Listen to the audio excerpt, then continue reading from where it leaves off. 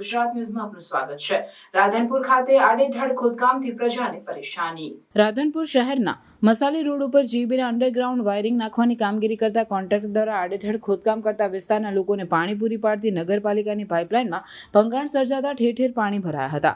સ્થાનિક લોકો દ્વારા પાલિકામાં તેમજ કોન્ટ્રાક્ટરને જાણ કરવા છતાં પાઇપલાઇનનું સમારકામ કરવામાં ન આવતા પાણીનો વેડફાટ થતા સોસાયટીમાં ઠેર ઠેર પાણી ભરાઈ ગયું હતું। વિસ્તારના લોકોને પાણીની સમસ્યાનો સામનો કરવો પડ્યો હતો। રાધનપુર શહેરના મસાલી રોડ ઉપર જીબીના અંડરગ્રાઉન્ડ વાયરિંગ નાખવાની કામગીરી કરતા કોન્ટ્રાક્ટર દ્વારા આડેધડ ખોદકામ કરતા નીલકંઠ અને રામદેવ સોસાયટી નગરપાલિકા દ્વારા પીવાનું પાણી પૂરું પાડતી પાઇપલાઇન તૂટી ગઈ હતી। જ્યારે શનિવારના બપોરે નગરપાલિકા દ્વારા પાણી છોડવામાં આવતા ઠેર ઠેર પાણી ભરાઈ જતા સોસાયટીમાં તળાવ બની ગયું હતું। આ બાબતે સોસાયટીના લોકો દ્વારા જણાવવામાં આવ્યું હતું કે જીબીના કોન્ટ્રાક્ટર દ્વારા પાણીની પાઇપલાઇન તોડી નાખી છે। આ બાબતે પાલિકામાં જાણ કરવા છતાં પાલિકા દ્વારા સમારકામ કરવામાં આવેલ નથી અને પાણી છોડતા સોસાયટીમાં પાણી ભરાઈ ગયું છે। છેલ્લા 4-5 દિવસથી સોસાયટીમાં પાણી આવતું નથી, જેને લઈને લોકોને પાણીની સમસ્યાનો સામનો કરવો પડી રહ્યો હોવાનું પણ લોકોએ જણાવ્યું હતું। તાજેતરમાં યોજાયેલ નગરપાલિકાની ચૂંટણી દરમિયાન વચનો આપીને ગયેલ નગરસેવકો પણ અહીં ફરકતા નથી, જેને લઈને રામદેવ અને નીલકંઠ સોસાયટીના રહીશોને પાણીની વિકટ સમસ્યા વેઠવાનો વારો આવ્યો હોવાનું પણ રહીશો દ્વારા જણાવવામાં આવ્યું હતું। આડેધડ ખોદકામને કારણે વારંવાર પાઇપો તૂટે છે। રાધનપુર નગરપાલિકાની હદમાં ચાલતી કામગીરી દરમિયાન કોન્ટ્રાક્ટર દ્વારા આડેધડ ખોદકામ કરતા પાણીની પાઇપલાઇનમાં ભંગાણ સર્જાય છે, જેને કારણે લોકોને કેટલાય દિવસો સુધી પાણીની સમસ્યાનો સામનો કરવો પડે છે।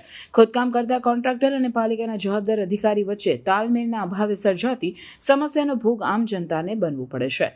રિપોર્ટર વસંત કડિયા, પાટણ।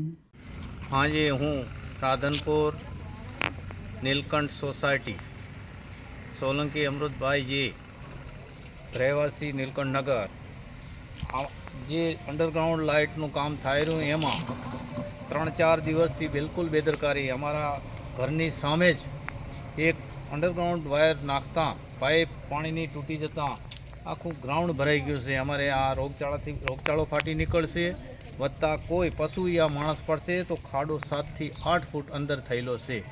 તો આના માટેનો કોઈ ઉપાય અમે 2 દિવસથી કોન્ટ્રાક્ટરને ફોન કરીએ છીએ, બધી રજૂઆત કરી। આ જી બોર્ડમાં ડી સાહેબને પણ અભી હાલ ફોન કર્યા, પણ કોઈ આનું સાંભળવા માગતું નથી। તો આવા સોસાયટીના કોઈ સાંભળવા માગતું નથી, તો આનો ઉપાય શું? સમાચારોની અવનવી અપડેટ્સ માટે જોતા રહો સેક્યુલર ગુજરાત ન્યૂઝ।